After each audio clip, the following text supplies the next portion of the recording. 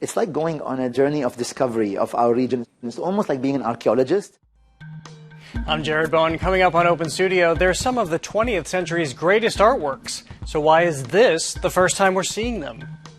Then, for 1 week every year, the same group of women gather on Cape Cod to paint. They are the 21 in Truro.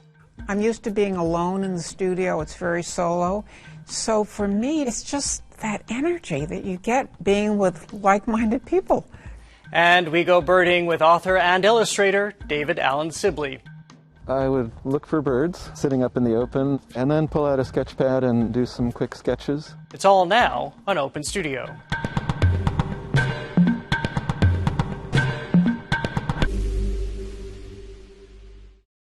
First up, art changed dramatically in the 20th century, with credit often going to artists like Picasso and Jackson Pollock. But as a new exhibition at the McMullen Museum of Art reveals, there was a positively breathtaking output coming from somewhere few have ever looked before. This work is one of the most important works in the collection by a Sudanese artist who was born in 1930. His name is Ibrahim al-Salahi. This painting has never been publicly shown in the U.S., or most of the world for that matter. And neither has this, nor this. In fact, most of what you see in these galleries has been largely overlooked by the art world, despite a growing recognition that many of these works are masterpieces from the latter half of the 20th century.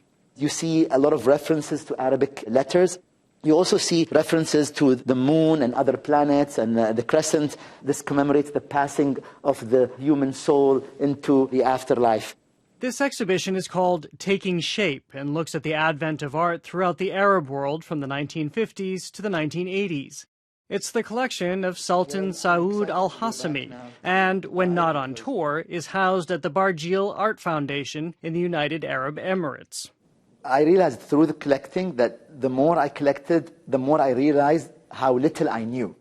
So over the last 20 years, al-Hassami honed this collection, embarking on a quest to paint a more detailed picture of art history by amassing work stretching from North Africa to West Asia. It's like going on a journey of discovery of our region. It's almost like being an archaeologist, that you're trying to uncover different layers of what was shown, display.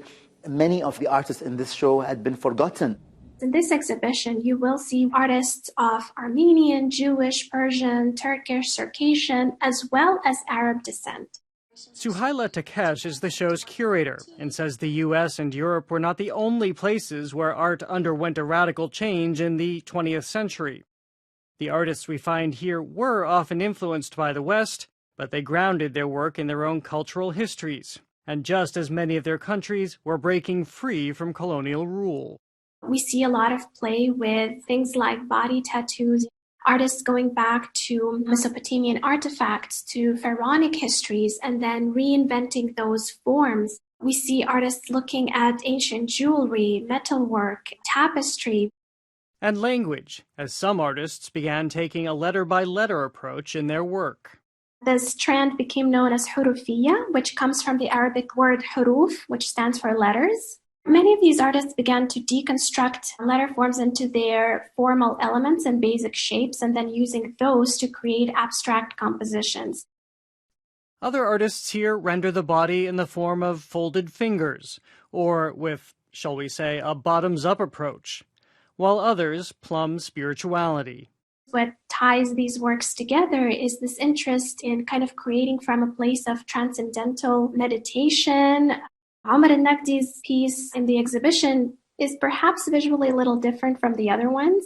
He repeatedly writes the number 1 or the letter alif in Arabic, which could stand either for the first letter of the word God in Arabic, or if we read it as a 1, then it signifies kind of the oneness of the divine and of all.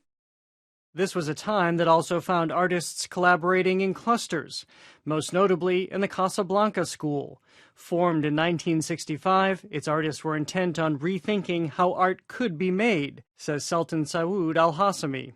They didn't like the fact that art was exhibited for the elites in galleries and hotels and mansions. And so what they did in 1969, they literally walked into the most famous public square in Morocco, in Marrakesh, called Al Fana Square, and they hung their artworks for the public to view. And that was their way of reintroducing this modern art to the public. A half-century later, the reintroduction continues. Al-Hassami is adamant that this collection feature the women who, once marginalized, became key figures in the art movements charted here, like Lebanese artist Saloua Raouda Choucair. I love this work. It glows, it hums, it seduces. This is what happened with me. Now you know how I feel, Jared. She is seen by many as one of the first abstract fine artists in the region. She's very much inspired by Islamic architecture and Islamic design. She came up with an algorithm to convert and transform her studies and her sketches into lines and shapes and forms. It's details like these that are only just beginning to emerge on a large scale, as art experts excavate a period and region that's received scant attention. It is a canon of art that hasn't been written yet. If you compare it to Western art, there's been dozens, scores, hundreds of books on Picasso, for example. You don't have the equivalent of that in Africa and Asia. We are still writing the stories of our artists. Meaning, for this art era, the end is only the beginning.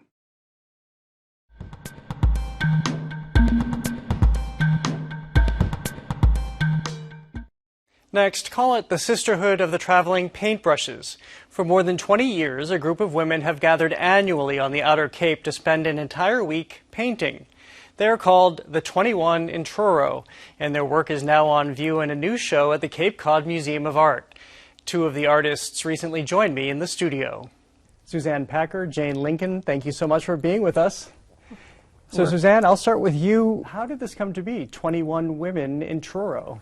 Oh, 1999, there were two artists that met in the Hyannis art store, and they started talking about the cottages up at Cornhill, and they said, gee, wouldn't it be great if we could go up and paint for a week? 48 hours later, there were 21 women artists signed up, and then we said, that's it. So tell me what you do here. Well, we have the whole week, and it's basically, it's like an artist retreat. It's just that energy that you get being with like-minded people. Well, Jane, on that point of the energy, what happens, considering that you probably most of you are alone for the most part in your studios as you're creating, so what happens? How does it change the process? How does it change the work when you're all together? Well, you're influenced by seeing what other people are doing. You can ask questions of materials, or it might spark an inspiration, an idea that what you're doing you could do in a different way. Well, Suzanne, tell me about what Truro is like. Artists have flocked to that part of the world. We're so fortunate to have it here in Massachusetts for as long as, probably forever, as long as humankind has existed, because of the light, because of this kind of magic that people have often described it on the Outer Cape. What do you find there? It's being outside where you can see the sky from early morning till late at night, being on the water, both the Pamet River, and then I love to go over to the ocean side, Boston Beach and all the ocean over there. There's an energy being around other artists. I have to get up and get out there and get that before, as the sun's coming up, or going off with some other artists to a place that maybe I wouldn't know of on my own. Well, speaking of how you can constantly find the new in something that would otherwise perhaps be familiar to you, I understand that you both have pieces in the show that reflect that. Tell me about your pieces in the show, your two pieces. I'm the one that came up with the idea for the show, called Visions Revisions. So I realized that the way we perceive something at first changes. And it changes because I'm growing as an artist, I'm growing as an individual, I think about things differently, and I'm affected by things differently, and all of that plays into the paintings. So the whole idea of the show is to take a painting that you did in the past and then reflect on it now. So for mine, I had a pastel I had done on site in 2018, right at the Pamet. I was having trouble in 2020 and 2021 with the pen. I was having great trouble really painting. Everything was black and red and looked like bombed out cities. I just couldn't take them. So one day I looked at some of those pastels and I thought, yeah. So I took a large canvas, small pastel, took a large canvas, was inspired by that pastel to do a large abstract of it. So but also when I'm looking at it, my colors were a little more somber than I usually use. Lots of dark lines, and I thought, yeah, between the pandemic and the politics and what's going on in the world, it definitely is in that painting. So that's, for me, how it changed. Jane, guide us through your works in the show. Yes. So the small pastel was 2007. I was a plein air painter, but after I got my master's, I realized that my concentration was color, and I wanted to become more contemporary. So what I did was take the composition of the small pastel and enlarge it in abstraction.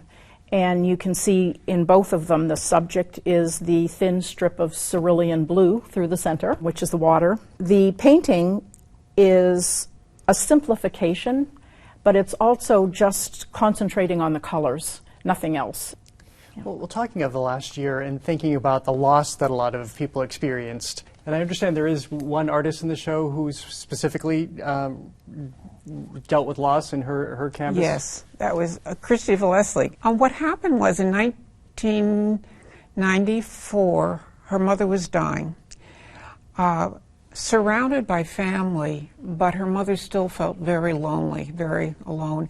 So Christy did a large watercolor of her mother, and it's called Troubled Waters. And then just before the pandemic hit, Christy's husband of over 50 years died after a lengthy illness. So her second painting is a small painting of just the water, the rough, dark water, and it's called Troubles Revisited. Christy said she just can't wait to heal to the point where she can get back to her bright colors. We've seen a lot of physical change on Cape Cod as we have seen Yes. the havoc of climate change all over the world.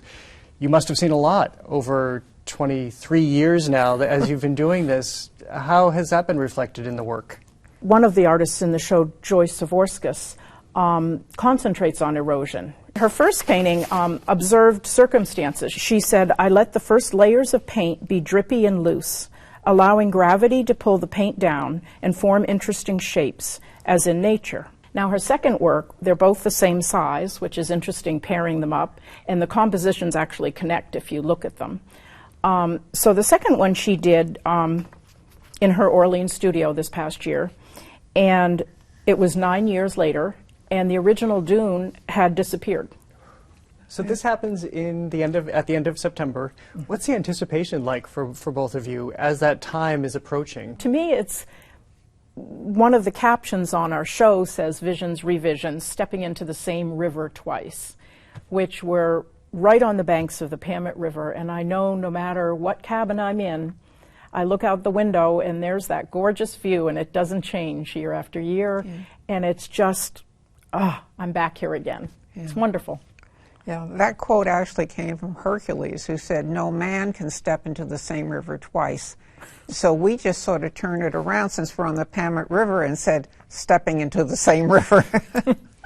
Well, we really appreciate you coming here. People can see the work. You're 23 years together, what's been produced in that. It's such an extraordinary story, and I think a lot of us are envious that you have this community and have had it for so long. Thank you for being with us. Thank you, Jared.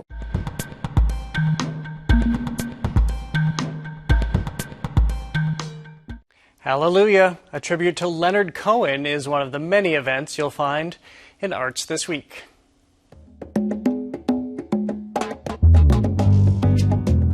Attend the Jewish Arts Collaborative's tribute to Leonard Cohen Tuesday. Come over to the window, my little darling.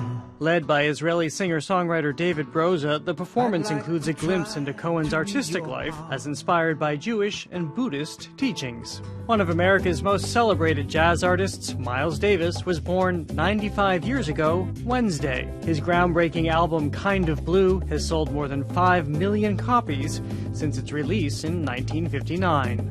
This Thursday, check out the Boston Pops presentation of Exquisite Ella, a 1976 concert featuring Ella Fitzgerald. The radio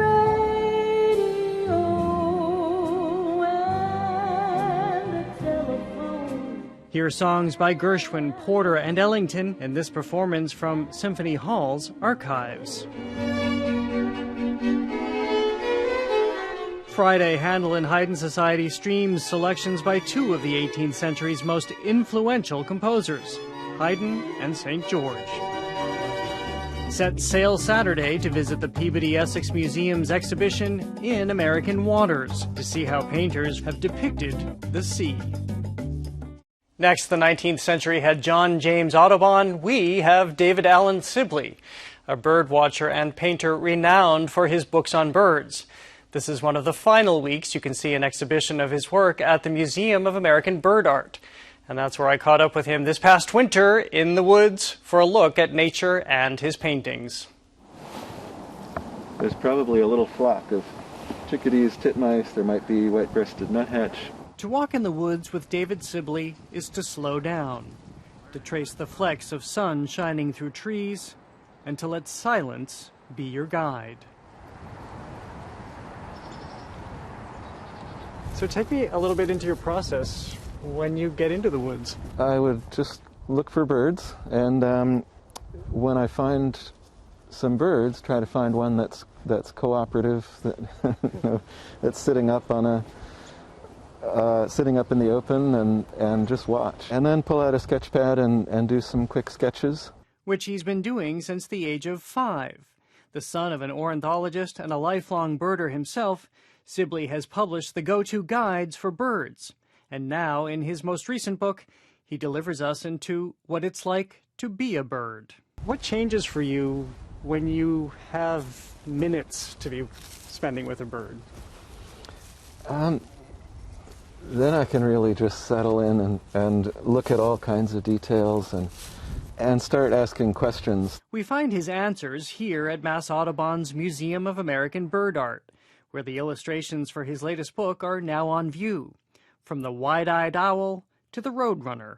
I'm surprised not to see any dynamite with the roadrunner. Yes.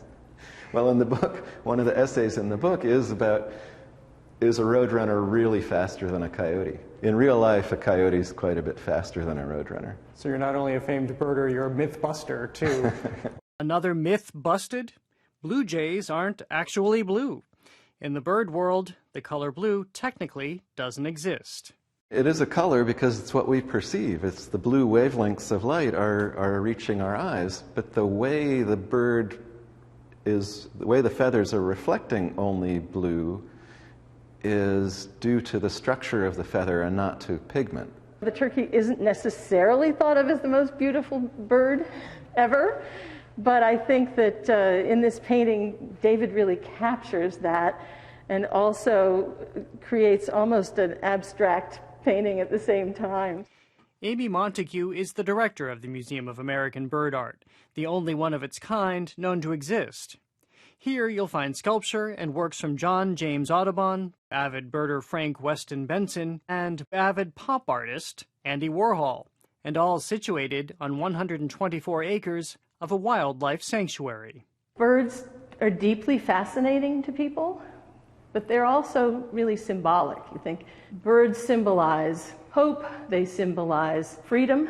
And one of David Sibley's great gifts, she says, the connections he brings. He's really tried to capture the spirit of the birds. You take away some of the wonder that he has for bird life, which is extraordinary. And who wouldn't be interested in the fact that birds have two different balance sensors, one in their inner ear like us and one in their hips, in their pelvis. And that's how they balance on a slender twig that's swaying in the breeze. From eating to soaring to swimming, Sibley gives us a bird's eye view of their lives. Speaking of which, the eyes have it all, he says. The eye is the most important single thing in a painting. And a lot of what we ascribe to a bird's personality, we interpret a facial expression in sort of human terms. Hawks look a little bit angry because they have this eyebrow ridge that makes them look like a cartoon drawing of an angry person with the dark lines slanted down. Sibley's work is based on photographs, sketches he does in the field, and more than 50 years of experience and memories of the natural world. Favorite bird to paint? Least favorite bird? Most or challenging, perhaps? Favorite bird to paint is this little tiny birds called wood warblers. They're brightly colored, boldly patterned, very active. The most difficult, most challenging, I would say, are, for me, the herons and egrets. They're very graceful, elegant looking, but when you look closely, they're kind of almost reptilian. There's some weird angles and joints in that neck that, and getting that balance, getting the curvature just right in a drawing is incredibly difficult. Fortunately for Sibley, there's always more time and more space for the work to take flight.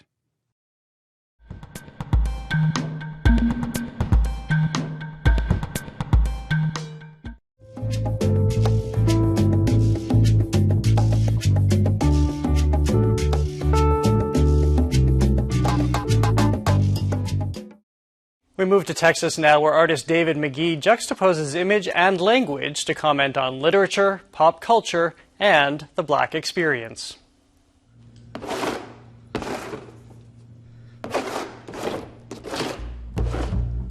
The role of race in my work is a simple reaction to me being black. But I'm interested in artists who don't pledge allegiance to a tribe when it comes to what is needed in the work. This whole idea that all of us have monsters in us and we have the capacity to make monsters. My work has historically been about other social issues and the juxtaposition of certain images and language and bits and pieces of the wreckage that both of those deities invade into the body. You know, there's image and there's language, and when they cross, it seems to cause abstractions. So what you can do is you get a famous figure and you label it with a name that doesn't go with that. I had an exhibition at the Menil alongside of, I can't believe I'm saying this, Salvador Dali. And so they asked me to do something for it. So I made a painting of a great funk musician named George Clinton. I gave him a Dali as a mustache. Salvador Dali is a famous surrealistic painter. I'm at the museum, and there's these two white ladies looking at the painting for a long, long time. And I was looking at them look at it. And after a long pause, one of the other white ladies says, "I didn't think Dali was black." Neither did I. You know, and I just said, okay, that's the best thing I've ever heard. So I do things where if I'm talking about Camus or Jean Genet, you know, putting an African American in the prison suit and just writing Genet under that, where I can parallel that with Genet's life, you know, as a little petty criminal in Paris. Why not Snoop Dogg as Van Gogh? Why can't that be that person? Poetry and novels and reading were keynotes to how I begin to reimagine everything. You know, and I think how I read affects how I can spend long hours painting a thing, because I just has, you know, my internal clock is boundless. I'm not, you know, structured. I don't really care. As you get older, the imagination begins to wander, you know, and my imagination was wandering. I had to physically move myself out of where I was painting. And I went to Bolivar, not too far from here, and there's a little peninsula off of Galveston. I had an idea about what I was going to paint about, you know, because I've been fascinated with this one book my whole life, Moby Dick. So I said, well, I'm going to paint a whole show about Moby Dick. And it turned out to be one of the best experiences I've ever had. You know, not just the work, you know, which after 3 months or so, it came.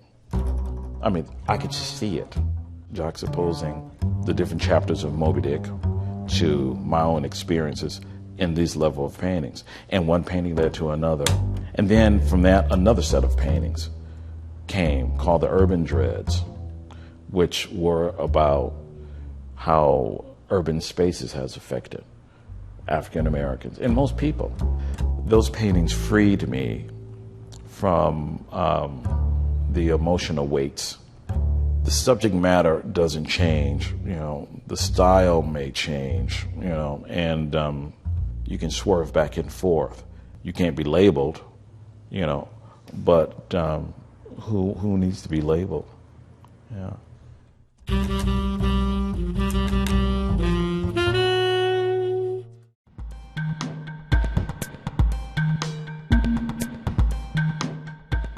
That is all for this edition of Open Studio. Next weekend, it's Memorial Day, and we have a preview of the Boston Memorial to Martin Luther King Jr. and Coretta Scott King. We have designed the plaza as a memorial to the 1965 Freedom March that King led with Ralph Abernathy and other great Boston civic leaders, civil rights leaders of the time. Plus, a behind-the-scenes look at the restoration of a memorial honoring the first all-black regiment in the Civil War. We have a grand opportunity, once this is restored, to expand the narrative of American history. Until then, I'm Jared Bowen. Thanks for joining us. As always, you can visit us online at gbh.org/openstudio, and you can follow us on Instagram and Twitter at OpenStudioGBH.